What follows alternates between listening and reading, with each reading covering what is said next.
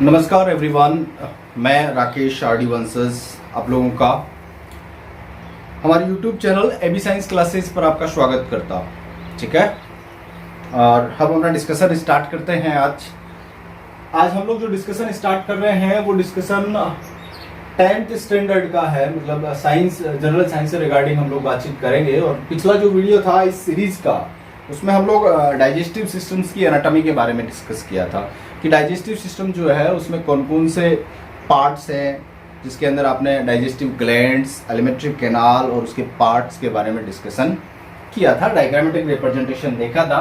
आज हम लोग इस डाइजेस्टिव सिस्टम का फंक्शन देखेंगे, जिसको हम लोग जनरली डाइजेशन कहते हैं। क्या कहते हैं? डाइजेशन कहते हैं, या हिंदी में इसको आप लोग क्या कहते हैं? पाचन कहते हैं। ठीक है, इसके ऊपर हम लोग डिस्कस करेंगे। मैं इस डिस्कशन को कंटिन्यू करने से पहले आपसे एक छोटा सा रिक्वेस्ट कर रहा हूं, और वो रिक्वेस्ट ये है कि ये जो डिस्कशन है या ये जो वीडियो है, इन वीडियोस को आप लोग शेयर किया करें अपने साथ वाले स्टूडेंट्स के साथ। जो भी जना या जने जो भी देख रहे हैं इसको, उन बच्चों तक ये पहुंचाएं जरूर। ठीक है, क्योंकि हम लोग जो ये डिस्कशन कर रहे हैं इन वीडियोस के अंदर, ये 10th, 11th और 12th सभी क्लासेस का डिस्कशन चल रहा है। 12th के अलग वीडियो आ रहे हैं, और उससे हायर लेवल की जो वीडियोस हैं हम लोग प्रयास कर रहे हैं कि उससे हायर लेवल की वीडियो भी बनाएं। बायोलॉजी से रिगार्डिंग मैं बनाऊं या प्रयास कर रहा हूं मैं इस चीज़ को लेकर। तो इन वीडियोज़ को आप लोग जरूर अपने साथ वाले स्टूडेंट्स के साथ शेयर करें, ताकि उन बच्चों तक पहुँच सके और उन्हें बेनिफिट मिल सके इस सब्जेक्ट का, कि जो आजकल जो एडवर्स कंडीशंस है, स्कूल्स में क्लासेज वगैरह नहीं लग पा रही है, इसलिए। और एक छोटा सा रिक्वेस्ट हो रहा है कि इस चैनल को आप सब्सक्राइब जरूर करते हुए चलिएगा। सब्सक्राइब करने का कोई चार्ज नहीं लगता है, तो आप लोग इसको सब्सक्राइब कर दें ताकि हमको एनकरेजमेंट मिले। और आप लोगों के दिमाग में ये भी एक हो सकता है किंतु रहे कि सब्सक्राइब करने से हो सकता है कि आरडी सर को पैसा मिलेगा। ऐसा कुछ भी नहीं है, मुझे भी कोई पैसा नहीं मिल रहा है, बस थोड़ा सा एनकरेजमेंट मिल जाता है आप लोगों की तरफ से, थोड़ा सा मोटिवेशन मिल जाता है कि बच्चे ने सब्सक्राइब कर दिया है चैनल। तो you must be go subscribe this channel, humbly request है आप लोगों के साथ। तो चलिए हम लोग डिस्कशन स्टार्ट करते हैं about digestion. What is the digestion? Digestion क्या होता है, या डाइजेशन आप लोग किसे कहते हैं? डाइजेशन क्या है? हम लोग स्टार्ट में हम लोगों ने देखा था कि जो डाइजेशन है वो क्या होता है, क्या किसे कहते हैं। सिंपली मैंने आपको डेफिनेशन बताई थी कि एक ऐसा प्रोसेस जिसके अंदर क्या होता है कि जो कॉम्प्लेक्स सब्सटेंस होता है, उनको क्या किया जाता है? Break down into the simplest subject and absorbable. किसमें?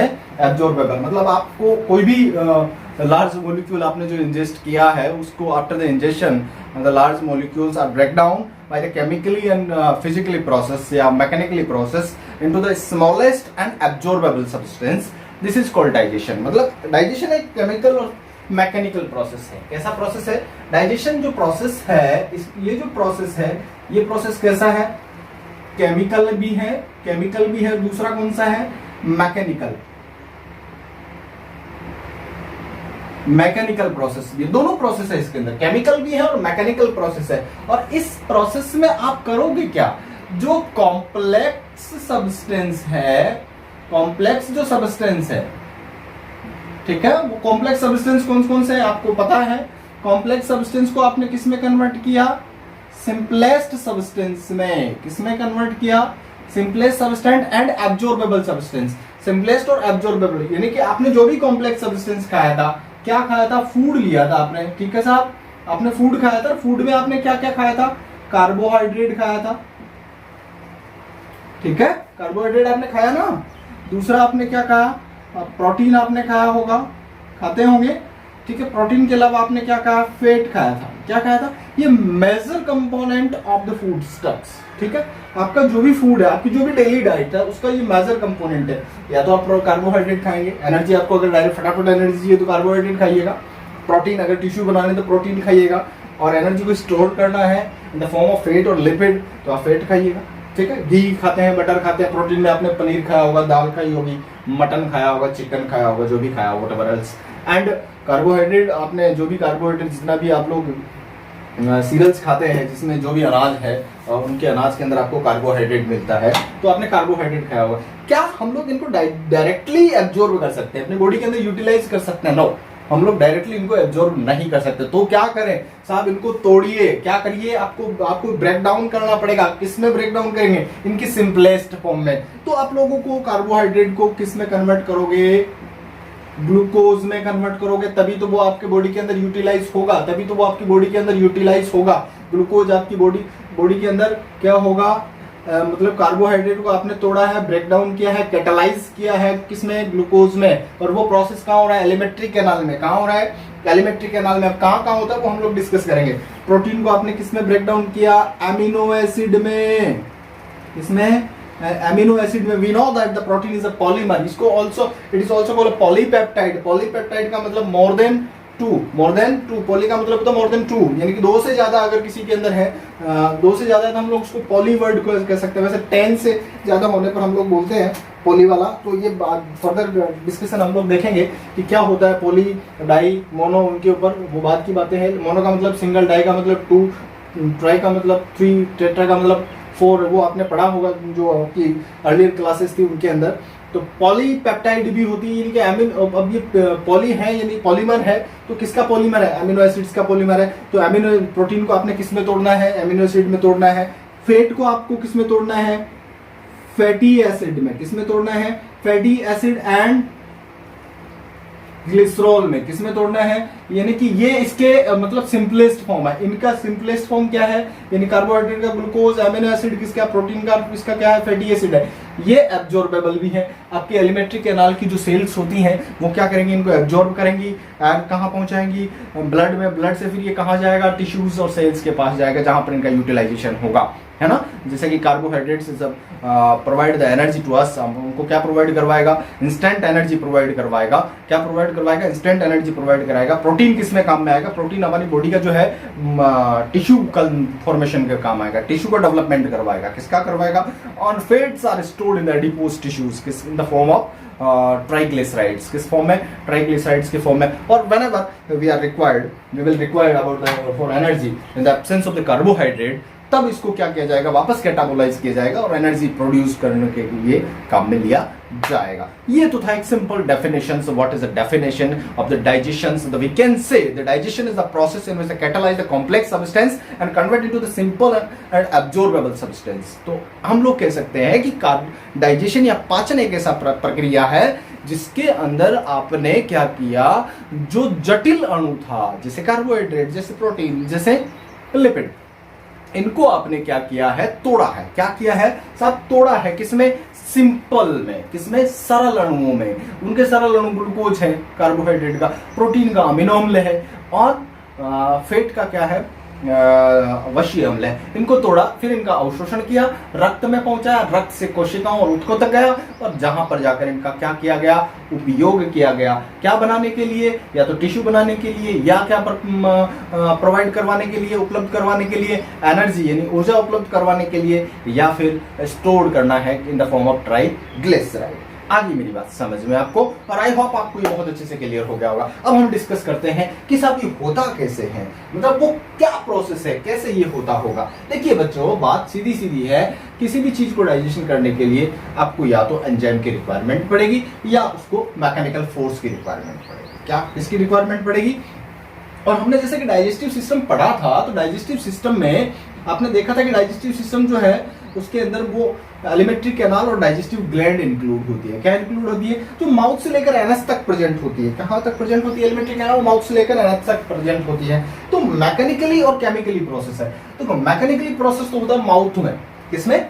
माउथ में जो होता है वहां मैकेनिकली प्रोसेस के द्वारा डाइजेशन स्टार्ट होता है। देन आफ्टर केमिकली प्रोसेस है जो डाइजेशन का चलता है। तो देखिए, हम लोग डाइजेशन का जो प्रोसेस है वो कहां से कहां तक स्टार्ट होता है? माउथ से लेकर ये कहां कंप्लीट होता है बेटा?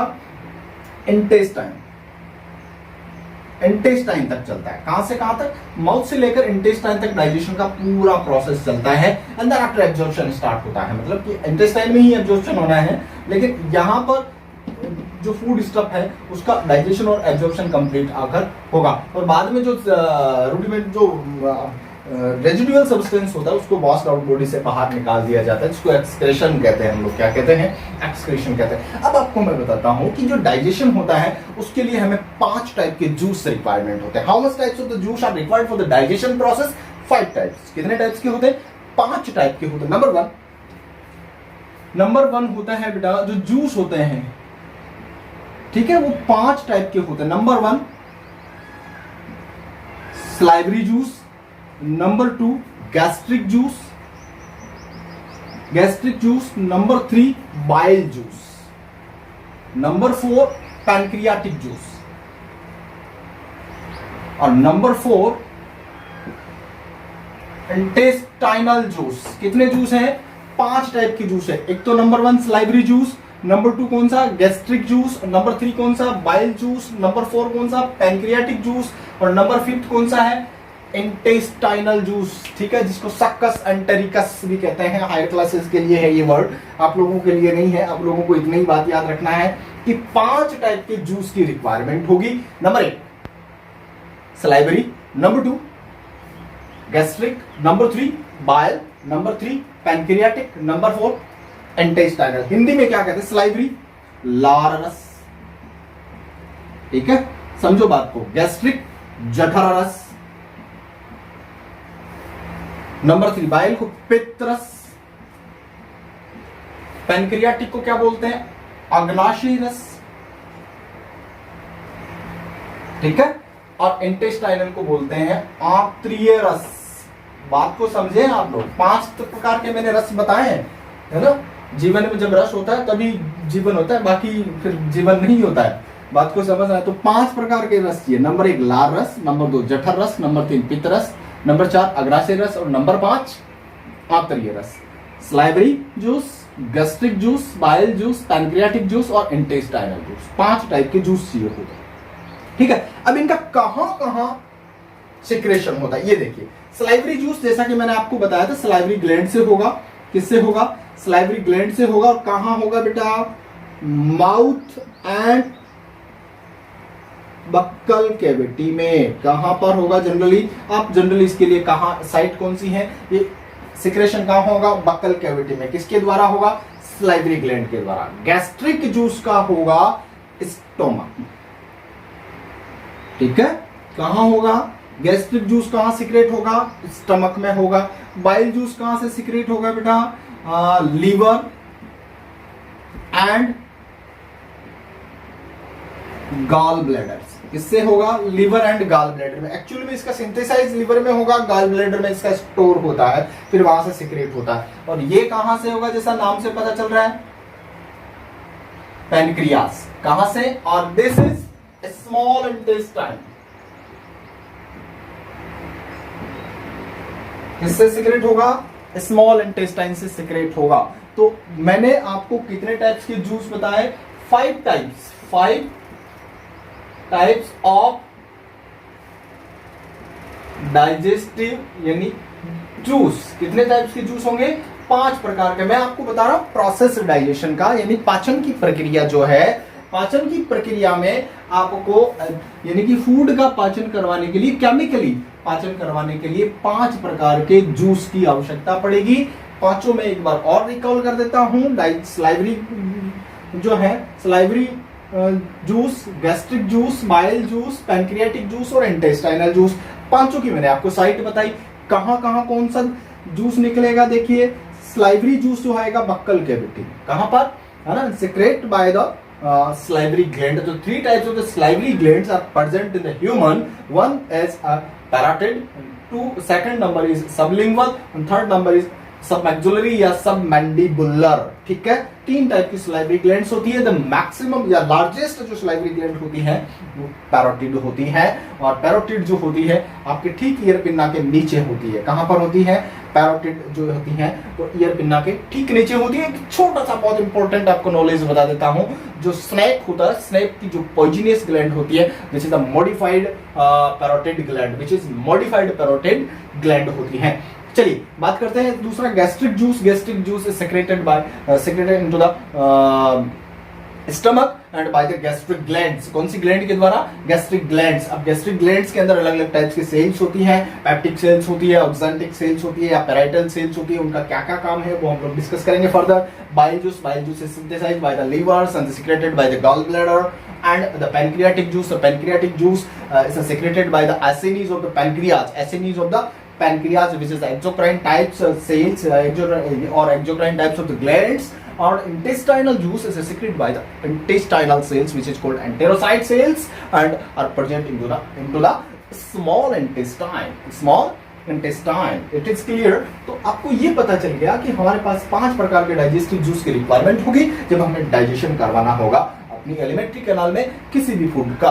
और मैंने आपको बताया फूड डाइजेशन कहते किसे हैं, तो मैं एक बार और रिकॉल कर रहा हूं। The food digestion is process in which the complex substances are catalyzed into the simplest and absorbable substance. This process is called digestion. पाचन एक ऐसी प्रक्रिया है जिसके अंदर आपके जटिल अणुओं को तोड़ा जाएगा सरल और अवशोषण योग्य पदार्थों में। तो वो उस प्रोसेस के लिए हमको 5 प्रकार के क्या चाहिए होंगे? जूस चाहिए होंगे। आई होप ये आपके लिए क्लियर हो गया होगा। हम लोग आगे बढ़ते हैं। हम सबसे पहले डाइजेशन का प्रोसेस देखते हैं माउथ में। किसमें देखते हैं कि जो माउथ में है वो डाइजेशन कैसे होगा। देखिए माउथ जो है, माउथ के अंदर जो डाइजेशन का काम होगा वो किसके द्वारा करवाया जाएगा बेटा? एक तो चेविंग प्रोसेस के द्वारा। किसके द्वारा करवाया जाएगा?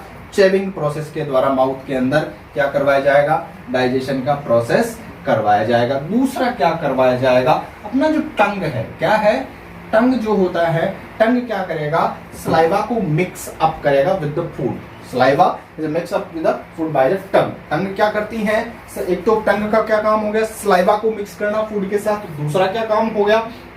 Recognise the taste of food. Recognise the taste of food. मैंने स्टार्ट में आपको बताया था जो टंग है ना, माउथ के अंदर जो है, माउथ किसमें ओपन होगा? बक्कल कैविटी में। ठीक है, माउथ किसमें होता है? तो डाइजेशन का जो प्रोसेस है बक्कल कैविटी में होगा पहला, सबसे पहले। और सब बक्कल कैविटी में एक तो होगा मैकेनिकल, है ना, और मैकेनिकल जो होगा बाय टीथ, यानी कि दांतों के द्वारा मैकेनिकली डाइजेशन होगा। कैसे होगा? जब आप कोई भी खाना खाएंगे, किसी भी टाइप का खाना खाएंगे, तो उस खाने के अंदर 2-3 प्रोसेस होता है ना?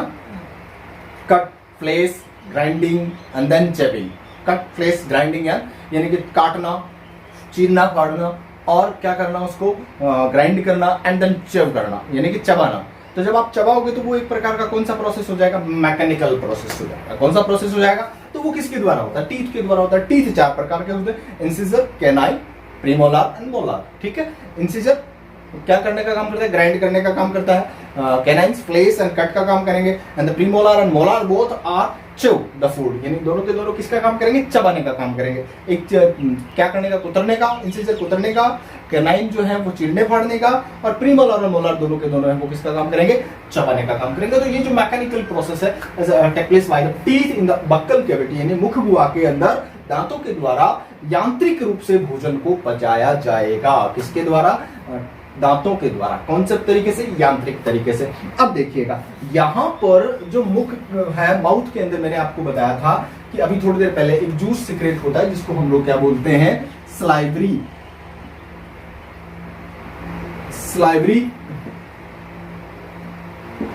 जूस जो होता है वो सीक्रेट होता है। इसके द्वारा सलाइवरी जूस का सीक्रेशन किसके द्वारा होगा? सलाइवरी ग्लैंड के द्वारा होगा। किसके द्वारा होगा? सलाइवरी ग्लैंड के द्वारा होगा। अब देखिए सलाइवरी जूस जो है इसमें होता क्या? इसमें एक एंजाइम होता है। क्या होता है भाई? एक एंजाइम होता है जिसको हम लोग क्या बोलते हैं? एमाइलेज। क्या बोलते हैं? एमाइलेज बोलते हैं। क्या बोलते हैं? जनरली इसको अल्फा एमाइलेज कहा जाता है। ये एमाइलेज एंजाइम होता है। इसी एंजाइम को हम लोग क्या बोलते हैं? टाइलिन भी कहते हैं। इसी को हम लोग क्या बोलते हैं? टाइलिन भी कहते हैं। यही एंजाइम कौन सा है? टाइलिन एंजाइम है। कौन सी में है? सलाइवरी ग्लैंड से सीक्रेट होने वाला जो सलाइवरी जूस होता है वो माउथ की यानी बक्कल कैविटी में सीक्रेट होगा सबसे पहले। और ये सलाइवरी एमाइलेज जो एंजाइम है ये काम क्या करता है? ये फूड जो होता है, फूड के अंदर इसका फंक्शन देखिएगा, इसके अंदर या तो स्टार्च, ठीक है, स्टार्च को या पॉलीसैकेराइड जो भी होते हैं, इन पॉलीसैकेराइड्स को, जैसे ग्लाइकोजन वगैरह हो गया, ठीक है, अगर आपने स्टार्च खाया है या ग्लाइकोजन खाया है, यानी ग्लाइकोजन अगर आपने कोई नॉनवेज खाना खाया है तो आपकी बॉडी के अंदर ग्लाइकोजन जा सकता है। अगर ग्लाइकोजन खाया है तो ये एमाइलेज जो होता है जनरली क्या करता है, एमाइलेज, मैं 10th लेवल का ही पढ़ा रहा हूं, अभी आपको एक बार और रिकॉल करवा देता हूं। इस वीडियो में केवल 10th लेवल का ही डिस्कशन कर रहा हूं। आगे जो मेरा एक अलग डाइजेस्टिव सिस्टम्स के ऊपर डिस्कशन आएगा, जिसके अंदर में हम लोग फुली ब्रॉड कंप्लीटली डिस्कशन करेंगे इसके ऊपर।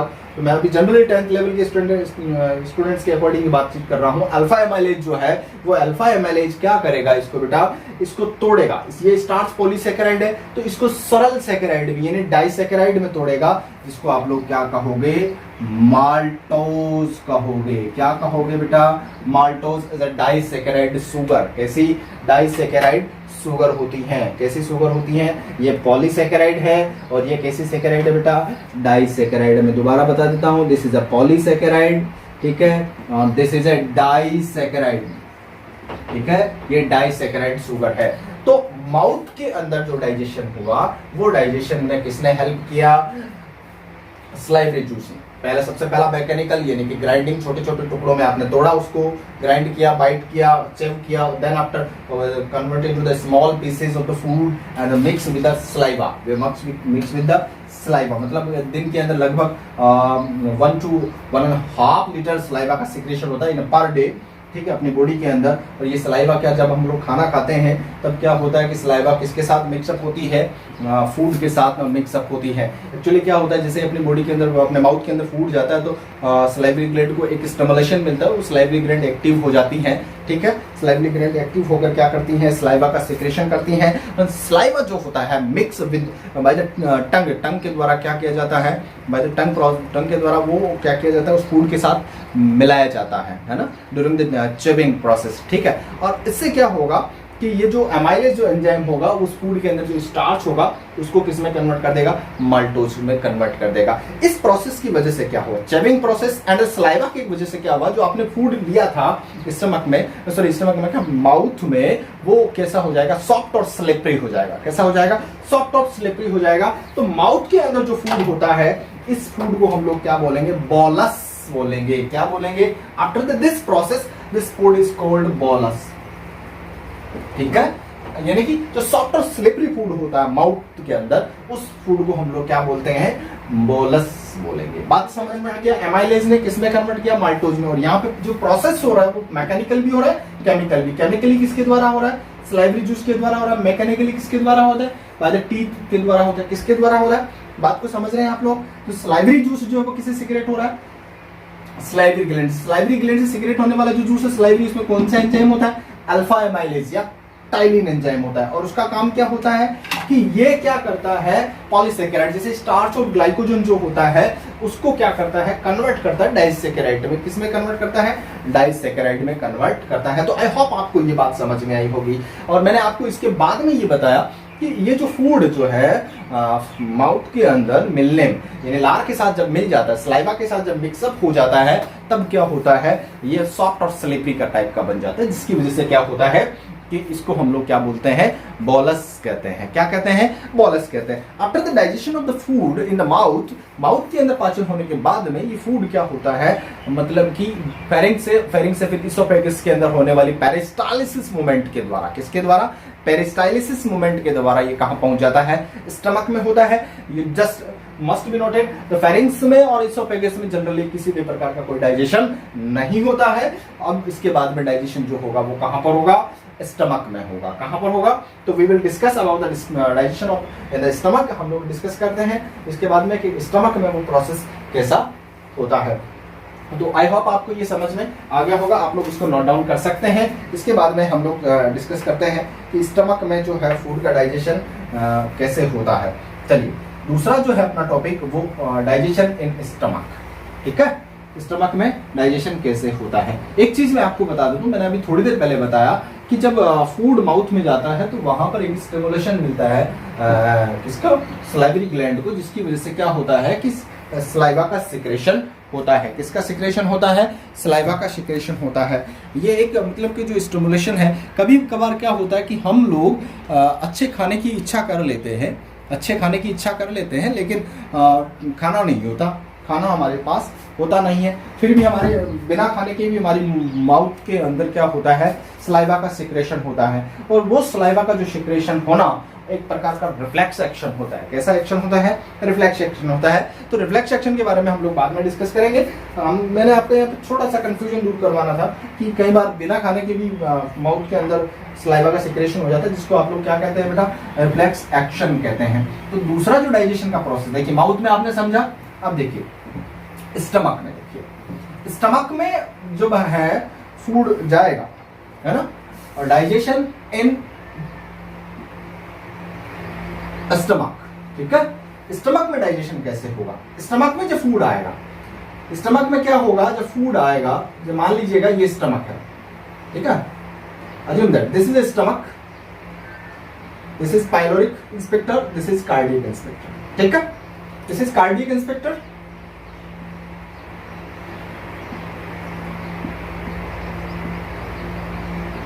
and this is pyloric,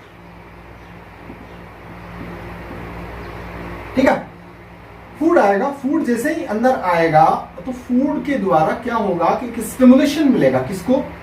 इसको, स्टमक की वॉल के अंदर। पर यहां पर कुछ सेल्स होती हैं जिनको हम लोग गैस्ट्रिक ग्लैंड कहते हैं। क्या कहते हैं? इन ग्लैंड को हम लोग क्या कहते हैं? गैस्ट्रिक ग्लैंड कहते हैं साहब, ठीक है। इन ग्लैंड्स को क्या कहते हैं? गैस्ट्रिक ग्लैंड कहते हैं, which are present in the wall of stomach. इसमें प्रेजेंट होती है स्टमक की वॉल में, स्टिमुलेशन मिलेगा और इन गैस्ट्रिक ग्लैंड से क्या होगा? एक जूस का सिक्रेशन होगा, गैस्ट्रिक जूस, यानी कि किसका सिक्रेशन हुआ? जठर रस का, है ना। किससे हुआ? जठर ग्रंथि से। किससे सिक्रेट हुआ? यानी कि आमाशय जो है, आमाशय के अंदर जठर ग्रंथियां होती हैं। जब खाना आएगा तो उनको एक उद्दीपन मिलेगा और वो जठर ग्रंथियां किसका स्त्राव करेगी? जठर रस का स्त्राव करेगी। अब जठर रस के अंदर देखिएगा बड़ी स्पेशल बात होती है। एक तो इसमें अम्ल का स्त्राव होता है जठर रस के साथ, और इसके अलावा इसके साथ किसका स्त्राव होता है? श्लेष्मा। इसके अलावा इसके अंदर क्या होता है? एंजाइम, ठीक है। एसिड का सिक्रेशन होगा, म्यूकस का सिक्रेशन होगा और किसका? एंजाइम का सिक्रेशन होगा। देखिए ये जो एसिड होता है वो एसिड कौन सा होता है? HCl होता है। कैसा होता है? HCl होता है, हाइड्रोक्लोरिक एसिड होता है। ध्यान रखना, इसको क्या कहते हैं हम लोग? हाइड्रोक्लोरिक एसिड भी कहते हैं। आगे मेरी बात समझ में। और इस हाइड्रोक्लोरिक एसिड का जो सिक्रेशन है वो इस गैस्ट्रिक ग्लैंड के अंदर एक सेल होती है जिसे ऑक्सेंटिक सेल कहते हैं। कौन सी सेल कहते हैं? ऑक्सेंटिक सेल कहा जाता है। इसको पैराइटल सेल भी कहा जाता है। इनको क्या कहते हैं हम लोग? पैराइटल सेल भी कहते हैं, यानी वित्तीय कोशिका भी कहा जाता है। क्या कहा जाता है? वित्तीय सेल भी कहा जाता है। इन वित्तीय कोशिकाओं से किसका सिक्रेशन होता है? HCl का सिक्रेशन होता है। पहले तो मैं इस पर डिस्कशन कर लेता हूं। इस HCl के कारण यहां का, यानी कि इस स्टमक का जो मीडियम होता है वो कैसा हो जाता है? एसिडिक हो जाता है। कैसा मीडियम हो जाता है? और यहां जो pH हो जाती है वो डाउन हो जाती है, 1.4 से 2.4 के बीच होती है। इसकी pH कितनी होती है? 1.4 से 2.4 के बीच में होती है। तो एक चीज तो हमारे यहाँ क्लियर हो गई कि स्टमक में जो डाइजेशन होगा उसके लिए मीडियम कैसा चाहिए होता है? एसिडिक मीडियम चाहिए होता है। और वो एसिडिक मीडियम कौन प्रोवाइड करवा रहा है? HCl प्रोवाइड करवा रहा है। HCl का काम समझ में आ गया। एक काम तो क्या करवाता है? एसिडिक मीडियम प्रोवाइड करवाता है। Provide the acidic medium to digestion of food in the stomach. पहला काम क्लियर हो गया। दूसरा HCl का काम क्या होता है? किल जर्म। क्या करता है? जर्म्स को क्या करता है, किल करता है, यानी कि फूड के साथ जो भी जर्म्स वगैरह आ जाते हैं, बैक्टीरिया वगैरह, उनको क्या करता है, मारने का काम करता है। तीसरा इसका कुछ एक इंपॉर्टेंट फंक्शन होता है, ये क्या करता है, एक्टिव करता है। क्या करता है, एक्टिव करता है प्रो एंजाइम को। किसको एक्टिव करता है, कुछ इनएक्टिव फॉर्म में कुछ एंजाइम्स का सिक्रेशन होता है गैस्ट्रिक जूस में। किसमें, मैंने बोला गैस्ट्रिक जूस है, उसमें कुछ एंजाइम्स का सिक्रेशन होता है और वो इनएक्टिव फेज में होते हैं। उनको क्या करता है, ये एक्टिव करने का काम करता है। अब बात को समझिएगा, ठीक है। अब ये एंजाइम कौन कौन से हैं, देखिए एंजाइम कौन कौन से। नंबर 1 एंजाइम तो होता है इसके अंदर पेप्सिनोजन। कौन सा एंजाइम होता है, पेप्सिनोजन, ठीक है। दूसरा होता है प्रोरेनिन। दूसरा कौन सा होता है, नंबर 1 तो पेप्सिनोजन, नंबर 2 कौन सा होता है, प्रोरेनिन एंजाइम होता है। कौन सा एंजाइम होता है, पेप्सिनोजन को इस HCl के द्वारा, किसमें, HCl क्या करता है, HCl कन्वर्ट किसमें करता है, पेप्सिन में। किसमें कन्वर्ट करता है, पेप्सिन में कन्वर्ट करता है।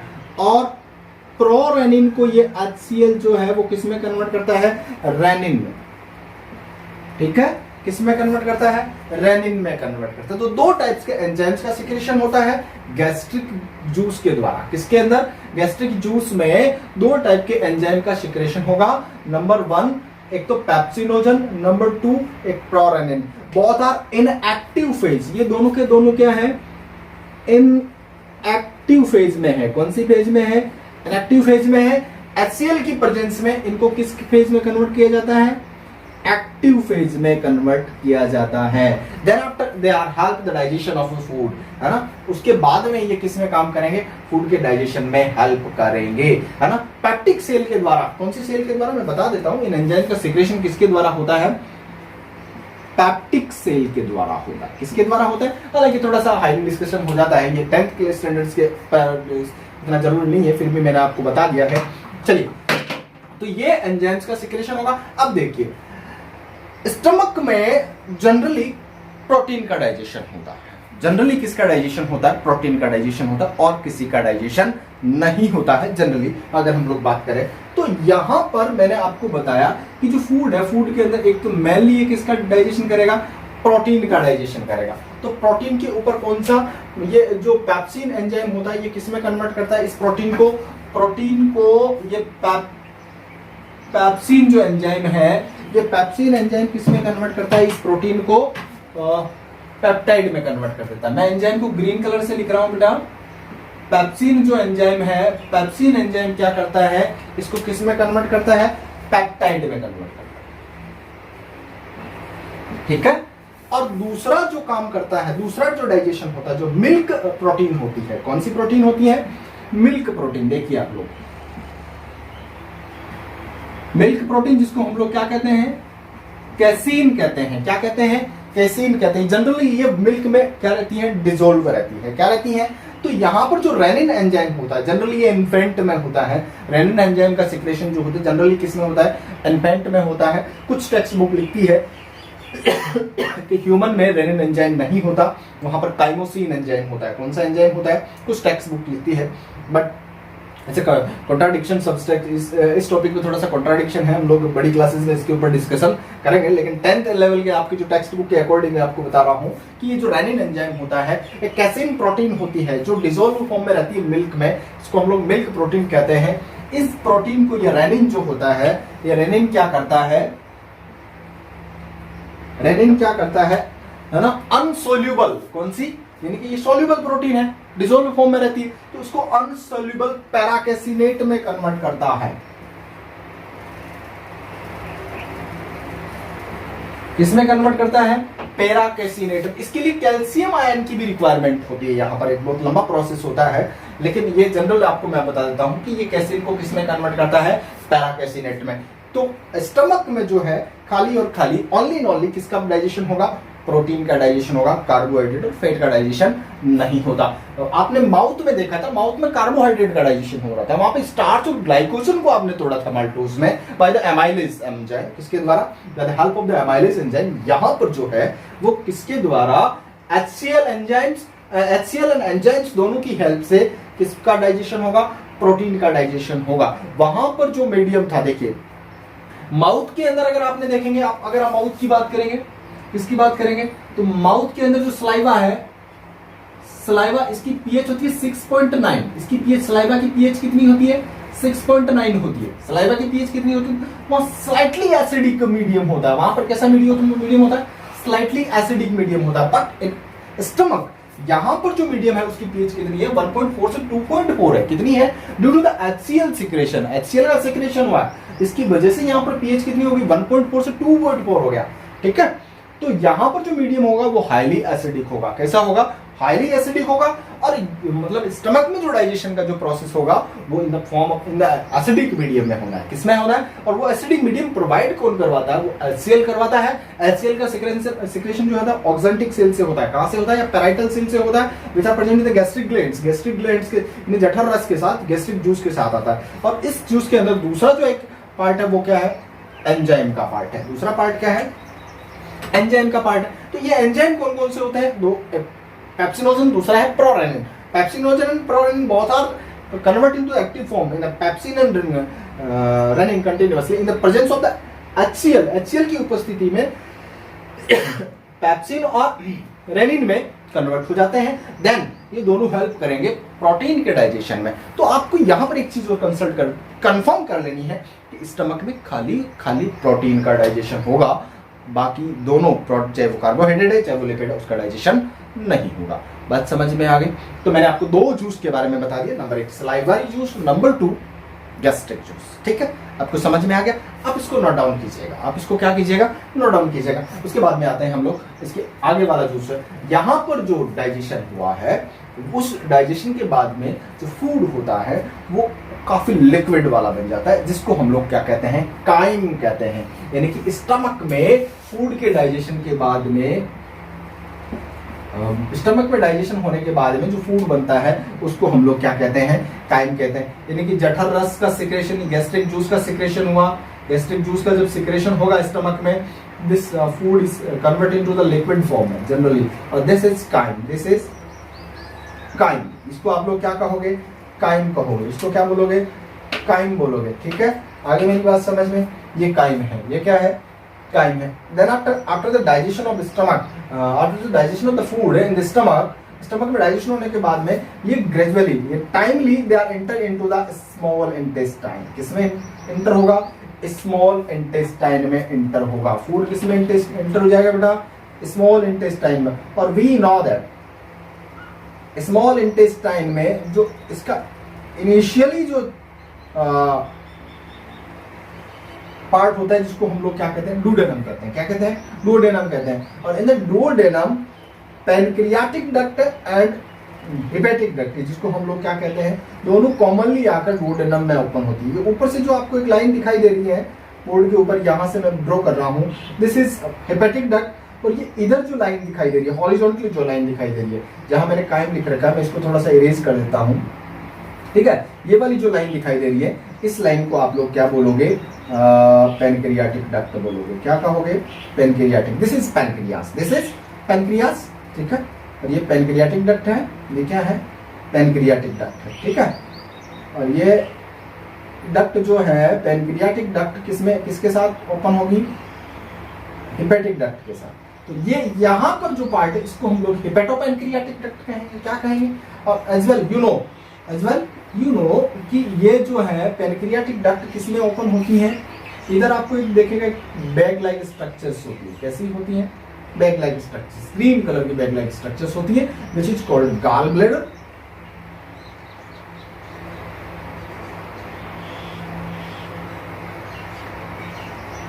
ठीक है, और गॉल ब्लैडर जो है वो किसके अंदर होता है? लीवर के अंदर प्रेजेंट होता है। पर ये जो पार्ट होता है जनरली पूरा का पूरा एक ट्रायंगुलर शेप में एक स्ट्रक्चर्स आपको दिखाई दे रही होती है यहाँ पर। ठीक है, ये this is liver, this is liver. ये इसके दो लोब होते हैं। कितने लोब होते हैं? दो लोब होते हैं, एक तो राइट लोब एंड एक left lobe, one is right lobe and other is left lobe. Liver से एक एंजाइम का सिक्रेशन होगा, सॉरी एक रस का सिक्रेशन होगा, एक जूस का सिक्रेशन होगा, जिसको आप लोग क्या कहेंगे, हेपेटिक जूस या बाइल जूस कहेंगे, which are stored in the gall bladder, which are stored into the gall bladder. किसमें स्टोर हो जाएगा, वो गॉल ब्लैडर में स्टोर होगा। बात समझ रहे हैं, किसमें स्टोर होगा भाई, गॉल ब्लैडर में। तो जैसे जैसे फूड अगर इसके अंदर आएगा, इसमें स्टमक में आएगा, स्टमक में आएगा तो स्टमक में आने के बाद में वहां पर वो डाइजेशन होगा by the process of the gastric juice, किसके द्वारा, गैस्ट्रिक जूस के द्वारा, and then convert into the chyme, convert into the chyme, and chyme are generally entered sorry in the form of liquid, timely entered into the small intestine which is called duodenum. Duodenum का first part के अंदर ये inter होगा, जब inter होगा तो वहां पर दो जूस का सिक्रेशन होगा। एक तो कौन सा जूस होगा, एक जूस तो होगा आपके पैनक्रियाटिक जूस, दूसरा कौन सा होगा, बाइल जूस। तो बाइल जूस जो है वो पहले बाइल जूस का सिक्रेशन होगा, जिससे कि वजह से इसका फायदा क्या होगा, बाइल जूस में एक्चुअली कोई एंजाइम नहीं होता, बाइल जूस में कोई एंजाइम नहीं होता, फिर भी ये डाइजेशन में हेल्प करता है। तो अब कैसे हेल्प करता है दोनों, उसके ऊपर हम लोग थोड़ा सा डिस्कशन करते हैं। मैं इसको इरेज कर रहा हूं, अगला डिस्कशन हम स्टार्ट करते हैं कि इंटेस्टाइन में इसका डाइजेशन कैसे होगा। तो इंटेस्टाइन जो है उसमें तीन टाइप के या जूस का सिक्रेशन होता है। कितने टाइप के जूस का सिक्रेशन होता है, 3 types of the juice are secreted into the intestinal, ठीक है। नंबर वन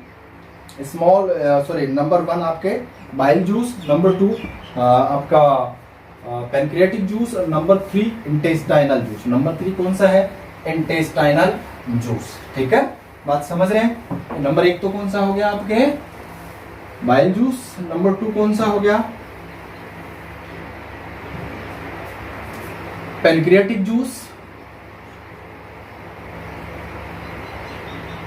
इंटेस्टाइन, और जनरली कौन सी, स्मॉल इंटेस्टाइन की बात कर रहे हैं। Digestion in small intestine, digestion in small intestine, इसको हम लोग क्या कहते हैं, छोटी आंत, ठीक है। छोटी आंत में पाचन, किसमें पाचन, मैं लिख देता हूं बोर्ड पर ताकि कंफ्यूजन ना हो। छोटी आंत में पाचन। अब देखो छोटी आंत में मैंने आपको बताया 3 टाइप्स के जूस की रिक्वायरमेंट होगी। नंबर 1 बाइल जूस, ठीक है। नंबर 2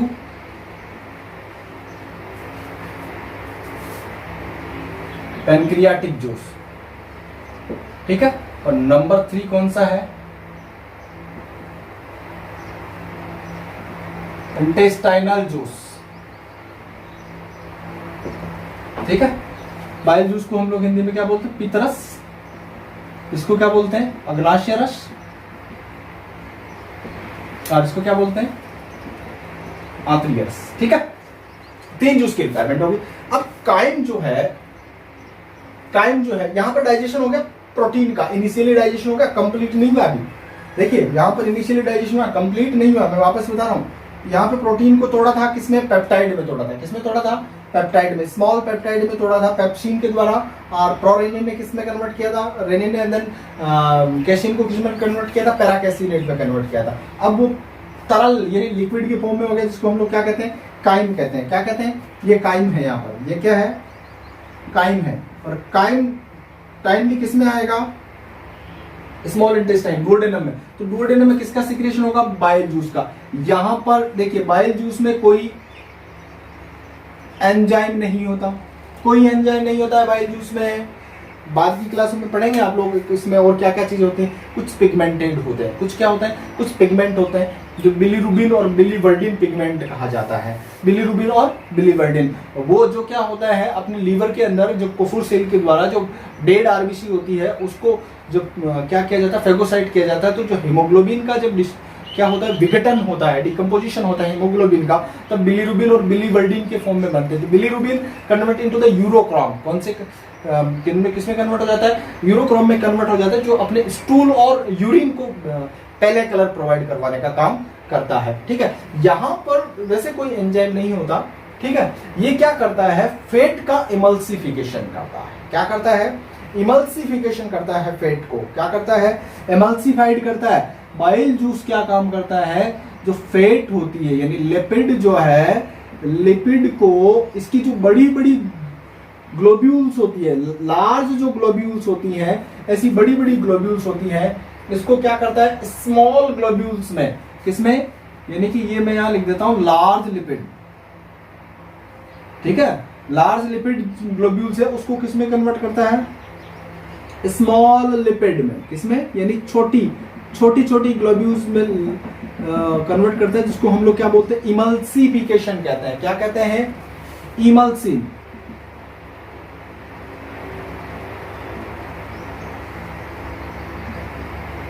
इमल्सिफिकेशन क्या कहते हैं, इस प्रोसेस को हम लोग क्या कहते हैं इमल्सिफिकेशन, यानी कि फेट को, जो लार्ज फेट है उसको छोटे छोटे फेट मॉलिक्यूल में तोड़ने का काम करता है बाइल जूस। इसके अलावा इसका कोई काम नहीं है फूड डाइजेशन में, ये सिर्फ क्या करता है फेट का इमल्सिफिकेशन करता है। उसके बाद में क्या होता है पैनक्रियाटिक जूस। पैनक्रियाटिक जूस जो होता है इज स्ट्रॉन्गेस्ट जूस, ठीक है, ये क्या है स्ट्रॉन्गेस्ट जूस है। पहली बात तो आप लोग ये कन्वर्ट नोट करो कि पैनक्रियाटिक जूस है वो सबसे स्ट्रॉन्गेस्ट जूस होता है। बाइल जूस का मैंने आपको बता दिया कोई एंजाइम नहीं होता, पैनक्रियाटिक जो जूस होता है ये स्ट्रॉन्गेस्ट जूस होता है, ये मैक्सिमम फूड का डाइजेशन करता है। क्या करता है, मैक्सिमम फूड का डाइजेशन करता है, पैनक्रियास से सिक्रेट होता है और स्मॉल इंटेस्टाइन में सिक्रेशन इनका होता है, यानी कि पैनक्रियाटिक डक्ट के द्वारा आकर कहां पर रिलीज होता है, स्मॉल इंटेस्टाइन के डुओडेनम पार्ट में। कहां पर, डुओडेनम पार्ट में होता है। आगे मेरी बात समझ में, तो ये पैनक्रियाटिक जूस होता है, इसमें बहुत सारे एंजाइम होते हैं। देखिए कौन कौन सा होता है, पैनक्रियाटिक एमाइलेज नंबर 1 कौन सा होता है, पैनक्रियाटिक एमाइलेज, ठीक है, पैनक्रियाटिक एमाइलेज है। नंबर 2 कौन सा है इसके अंदर, ट्रिप्सिन। नंबर 3 कौन सा है इसके अंदर, काइमोट्रिप्सिन।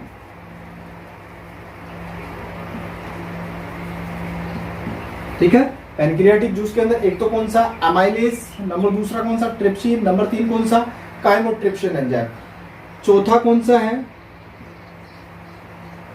कार्बोक्सी पेप्टाइडेज, कौन सा है कार्बोक्सी पेप्टाइडेज, और पांचवा कौन सा है इसके अंदर लाइपेज। क्या क्या है, पांचवा कौन सा है लाइपेज, और छठा कौन सा है 6 नंबर पे इसका जो एंजाइम है वो कैसा, कौन सा न्यूक्लियेज। कौन सा एंजाइम है, न्यूक्लियेज एंजाइम। 5 टाइप के एंजाइम है किसमें, पैनक्रियाटिक जूस में। इसके अलावा भी कुछ इनऑर्गेनिक सब्सटेंसेस होते हैं इसके अंदर, और वाटर भी होता है, और भी इसके अंदर सब्सटेंसेस होता है, लेकिन we are discuss according to 10th class, तो जितना है उसी अकॉर्डिंग हम लोग पढ़ें तो बेहतर रहेगा, अच्छा रहेगा अपने लिए। तो एमाइलेज जो एंजाइम होता है वो एमाइलेज एंजाइम किसका डाइजेशन करता है, कार्बोहाइड्रेट का डाइजेशन करता है। ट्रिप्सिन, काइमोट्रिप्सिन, कार्बोक्सीपेप्टाइड ये सारे के सारे किसका डाइजेशन करेंगे, प्रोटीन का डाइजेशन करेंगे। लाइपेज जो होता है वो किसके लिए डाइजेशन के लिए हेल्पफुल होता है, लिपिड के डाइजेशन के लिए। न्यूक्लियेज जो न्यूक्लिक एसिड के लिए। तो मैंने स्टार्ट में आपको बताया था कि it's a strongest juice because ये मतलब कि मतलब फूड के लगभग सभी सब्सटेंस का डाइजेशन करता है। तो एमाइलेज जो है वो किसका, स्टार्च का डाइजेशन करता है। किसका डाइजेशन करता है, स्टार्च का डाइजेशन करता है। जो स्टार्च होती हैं, स्टार्च को किस में कन्वर्ट करने का काम करता है, माल्टोज में कन्वर्ट करने का काम करता है। ट्रिप्सिन जो होता है वो किसका डाइजेशन करता है, प्रोटीन का। किस में कन्वर्ट करता है, पेप्टाइड में कन्वर्ट कराने का काम करता है। काइमोट्रिप्सिन भी किसका काम करता है, एज वेल सेम ट्रिप्सिन, ये भी किसका डाइजेशन करता है, प्रोटीन का डाइजेशन करता है, और किसमें पेप्टाइड में कन्वर्ट करता है। और कार्बोक्सी जो पेप्टाइडेज जो एंजाइम होता है वो प्रोटीन, पेप्टाइड और अमीनो अम्लों का डाइजेशन करता है। किसका डाइजेशन करता है, प्रोटीन, पेप्टाइड और अमीनो अम्लों का। जनरली आप लोग ऐसे बोले कि ये प्रोटीन और डाइपेप्टाइड जो होते हैं उनको किस में कन्वर्ट करता है, अमीनो एसिड में कन्वर्ट करने का काम करता है। किसमें कन्वर्ट करने का, यानी कि प्रोटीन का डाइजेशन के लिए 3 एंजाइम कौन कौन से, trypsin, chymotrypsin and carboxy peptidase जो एंजाइम होता है, यानी कि पेप्टाइड को अमीनो एसिड में तोड़ने का काम करता है। लाइपेज जो एंजाइम होता है, ये वाला जो एंजाइम होता है, ये लिपिड जो होता है, लिपिड को किस में कन्वर्ट करता है, फैटी एसिड में। फैटी एसिड एंड ग्लिसरॉल में कन्वर्ट करने का, यानी ग्लिसरॉल में ब्रेक डाउन करने का काम करता है। न्यूक्लियस एंजाइम जो होता है, न्यूक्लिक जो एसिड होते हैं, कौन से एसिड होते हैं, न्यूक्लिक एसिड जो होते हैं उसको किसमें, न्यूक्लियोटाइड में तोड़ने का काम करता है। It's break down into the nucleotides. ठीक है, तो पांचों टाइप्स के जो एंजाइम्स हैं इनका मैंने आपको काम बताया। एमाइलेज स्टार्च को माल्टोज में कन्वर्ट करेगा, ट्रिप्सिन जो है वो प्रोटीन और पेप्टाइड्स को, प्रोटीन को पेप्टाइड में कन्वर्ट करेगा। Chymotrypsin also convert protein to the peptides, and carboxypeptides जो है वो पेप्टाइड या लोअर जो स्मॉल प्रोटीन होता है उसको एमिनो एसिड्स में तोड़ने का काम करेगा। अगला देखिए, लाइपेज जो एंजाइम है वो लिपिड को, किसको, लिपिड को फैटी एसिड्स और ग्लिसरॉल में कन्वर्ट करेगा, एंड द न्यूक्लियस जो है वो किसमें कन्वर्ट करेगा, न्यूक्लियोटाइड्स में कन्वर्ट करेगा, किसमें, इसको, न्यूक्लिक एसिड को। तो आई होप आपको ये पैंक्रियाटिक जूस का जो डाइजेशन प्रोसेस था वो आपको समझ में आ गया होगा। आपको मैं एक होमवर्क दूंगा, आपकी बुक में एक टेबल बनी हुई है एंजाइम्स की और उनके वर्क की, है ना, क्या फंक्शन करता है, वो टेबल आपको अच्छे से ड्रॉ करनी है आपकी नोटबुक में। जो मेरे स्टूडेंट्स हैं उनके लिए ये वर्क है, बाकी जो लोग देख रहे हैं उनके लिए नेसेसरी नहीं है। बाकी जो मेरे स्टूडेंट्स इस वीडियो को देख रहे हैं उनके लिए जरूरी है कि वो उसको नोट डाउन करें। टेबल भी आपकी टेक्स्ट बुक्स में दे रखी होगी, उसको आप लोग वॉच करें, देखें। और मैं उसको मतलब कि ओपनली बता रहा हूँ, टेबल से नहीं समझा रहा आप लोगों को। अगला देखिए, इंटेस्टाइनल जो जूस है, लास्ट जो जूस होता है वो इंटेस्टाइनल जूस होता है, which are secrete by the enterocyte cells of intestine. Intestines की जो एंटेरोसाइट सेल्स होती है उसके द्वारा क्या होता है, आंतरिक कोशिकाओं के द्वारा क्या होता है, इसका सिक्रेशन होता है, किसके, आंतरिक रस का, जो सबसे लास्ट में आता है, सबसे लास्ट में सिक्रेट होता है, जिसको सक्कस एंटेरिकस भी कहते हैं। क्या कहते हैं, सक्कस एंटेरिकस भी कहते हैं। और आंतरिक जूस जो होता है तो सबसे लास्ट में कंप्लीट फूड का डाइजेशन करता है। मैं यहां लिख रहा हूं इसको। तो चलिए अब सब बात करते हैं सबसे अंतिम जो जूस है उसके ऊपर, और सबसे लास्ट में जो डाइजेशन करवाने का काम करेगा वो इंटेस्टाइनल जूस करता है। आपने देखा अभी तक 4 प्रकार के जूस के बारे में आपने स्टडी कर चुके हैं कि आपका salivary juice, gastric juice, bile juice and then pancreatic juice. सबसे लास्ट में है वो आपका इंटेस्टाइनल जूस है। कौन सा जूस है, जो इंटेस्टाइनल सेल्स के द्वारा सेक्रेट होता है, और इसमें बहुत सारी चीजों का सेक्रेशन होता है, enzymes, mucus, water and some antibodies are secrete by the pancreas cells. वो अलग अलग होती हैं, हम लोग बाद की क्लासेस में आप लोग पढ़ेंगे इनके बारे में। बट इसका इंटरेस्टिंगली जो टॉपिक है वो है इसके एंजाइम्स। इसमें अलग अलग टाइप्स के एंजाइम्स निकलते हैं। नंबर 1 माल्टेज, नंबर 1 माल्टेज, कौन सा एंजाइम, माल्टेज एंजाइम। नंबर 2 देखिए आप लोग, लैक्टेज, कौन सा होता है, लैक्टेज एंजाइम। नंबर 3 देखिए कौन सा एंजाइम है इसका, सुक्रेज। नंबर 4 लाइपेज, है ना। नंबर 5 न्यूक्लियेज या न्यूक्लियोटाइडेज बोलते हैं आप लोग इसको, न्यूक्लियोटाइडेज। नंबर 5 जो है डाइपेप्टाइडेज।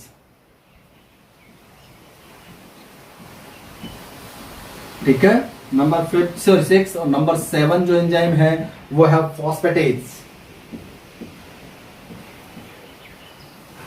कौन सा एंजाइम है, 7 टाइप्स के एंजाइम है। माल्टेज का क्या काम है, जो माल्टोज आपने माउथ में बनाई थी सुक्रोज का डाइजेशन करके, और आपने पैनक्रियाटिक जूस के द्वारा जब स्टार्च का डाइजेशन किया था, एमाइलेज के द्वारा, पैनक्रियाटिक एमाइलेज के द्वारा। देखो एमाइलेज 2 जगह था, एक तो सलाइवरी एमाइलेज था, नंबर 2 पैनक्रियाटिक एमाइलेज था ना।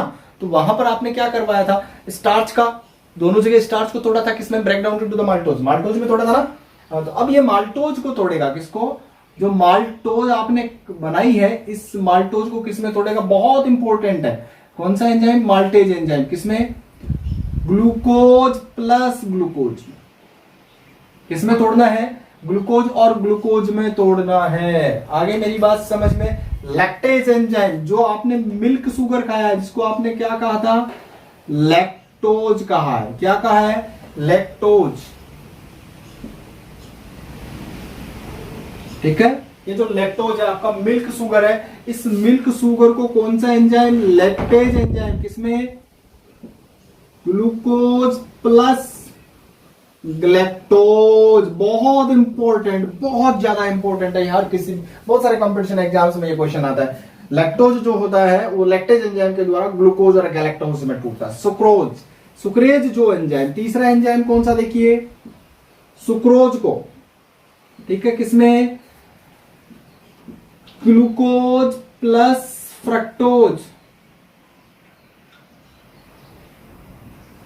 किसमें, सुक्रोज प्लस फ्रक्टोज में तोड़ेगा। लाइपेज जो है वो किसको बेटा, फैट को, किसको, फैट को किसमें, फैटी एसिड में, किसमें, फैटी एसिड में तोड़ा जाएगा। एंड देन न्यूक्लियोटाइडेज क्या करेगा, न्यूक्लियोटाइड जो आपने तोड़े थे पैनक्रियाटिक जूस के अंदर, मतलब कि न्यूक्लिक एसिड को किसमें कन्वर्ट किया था, न्यूक्लियोटाइड में कन्वर्ट किया था। अब इस न्यूक्लियोटाइडेज ये क्या करेगा, इसको किसमें कन्वर्ट करेगा, न्यूक्लियोसाइड में कन्वर्ट कर देगा। किसमें कन्वर्ट कर देगा, न्यूक्लियोसाइड में। और डाइपेप्टाइड जो आपने पैनक्रियाटिक जूस से बनाया था, है ना, उसको किसमें कन्वर्ट किया जाएगा, डाइपेप्टाइड एंजाइम के द्वारा एमिनो एसिड में, किसमें, एमिनो एसिड में। एंड फॉस्फेटेज क्या करेगा, ये जो न्यूक्लियोसाइड के अंदर जो शुगर होता है उसके अंदर जनरली क्या करता है, ये क्या करता है, न्यूक्लियोसाइड जो होते हैं, न्यूक्लियोटाइड जो होते हैं, यानी कि यहां पर हम लोग बात करें न्यूक्लियो जो साइड है, न्यूक्लियोसाइड से क्या, nitrogenous base sugar plus phosphate को क्या करेगा, डाइजेस्ट करेगा, यानी सेपरेट करेगा। तो मतलब आपने एटलीस्ट क्या कर लिया, जो फूड स्टेप आपने लिए थे उन फूड स्टेप्स को ब्रेक डाउन कर लिया उनकी सिंपलेस्ट फॉर्म में। आपने कार्बोहाइड्रेट को किसमें कन्वर्ट कर लिया, ग्लूकोज में, ठीक है, फैट को आपने किसमें कन्वर्ट कर लिया, फैटी एसिड में, ठीक है, प्रोटीन जो थी उसको किसमें कन्वर्ट कर लिया, अमीनो एसिड में, न्यूक्लिक एसिड थे उनको उनके न्यूक्लिक बेस, शुगर और फॉस्फेट में इसमें कन्वर्ट कर लिया। इसका मतलब आपने कंप्लीट डाइजेशन कर लिया। देन आफ्टर दिस डाइजेशन अवर जो एलिमेंट्री कैनाल की जो सेल है वो क्या करेगी, इसको एब्जॉर्ब करेगी। क्या करेगी, इनको एब्जॉर्ब करेगी बाय द एक्टिव एब्जॉर्प्शन और पैसिव एब्जॉर्प्शन। दोनों प्रकार का जो एब्जॉर्प्शन होता है, चाहे तो वो एक्टिव एब्जॉर्प्शन है चाहे वो पैसिव एब्जॉर्प्शन है, दोनों के द्वारा उसको क्या किया जाएगा, एब्जॉर्ब किया जाएगा, है ना। जब जिन चीज की बॉडी के अंदर ऑलरेडी स्टोरेज बहुत ज्यादा है तो उसका तो हम लोग एक्टिव एब्जॉर्प्शन के द्वारा या एक्टिव डिफ्यूजन के द्वारा एब्जॉर्ब किया जाएगा, और जिनकी रिक्वायरमेंट बहुत ज्यादा है या उनकी बॉडी के अंदर लेस अमाउंट में वो स्टोर्ड है तो उनको हम लोग जनरली किसमें, पैसिव मतलब डिफ्यूजन के द्वारा एब्जॉर्ब करते हैं। बहुत सिंपल सा कंसेप्ट है कि कब एक्टिव और कब पैसिव मतलब कि एब्जॉर्प्शन होगा बॉडी के अंदर। तो जिस चीज की पहले से रिक्वायरमेंट मतलब बॉडी के अंदर है स्टोर्ड, पहले से वो बहुत ज्यादा है, तो वो उसका आपको धक्का देकर जोर लगाना पड़ेगा, एनर्जी देनी पड़ेगी। तो एनर्जी देकर आप क्या करके उसका एब्जॉर्प्शन करवाएंगे, उसको आप एक्टिव बोलेंगे। और जिसके अंदर एनर्जी की रिक्वायरमेंट नहीं है एब्जॉर्प्शन में, उसको आप लोग पैसिव बोलेंगे। तो एक्टिव और पैसिव एब्जॉर्प्शन के द्वारा क्या किया जाएगा, इनका जो सक्रिय और निष्क्रिय जो अवशोषण है उसके द्वारा अवशोषण करके इनको सेल्स और टिश्यू तक पहुंचाया जाएगा, जहां पर मतलब एनर्जी प्रोडक्शन में या नए टिश्यू बनाने में या फिर as a form of storage करवाने में काम में लिया जाएगा। तो आई होप आपको ये डाइजेशन का जो प्रोसेस था वो आज अच्छे से समझ में आया होगा और मैंने 10th स्टैंडर्ड के हिसाब से इसको समझाया था। बाद में जो है हायर क्लासेस के हम लोग एक अलग वीडियो बनाएंगे, डाइजेशन प्रोसेस पे फिजियोलॉजी के अलग वीडियोस आएंगे, ठीक है, उनके अंदर हम लोग अच्छे से डिस्कशन करेंगे। तो आई होप आपको ये वीडियो अच्छा लगा होगा। आप इस वीडियो को लाइक शेयर सब्सक्राइब जरूर करें।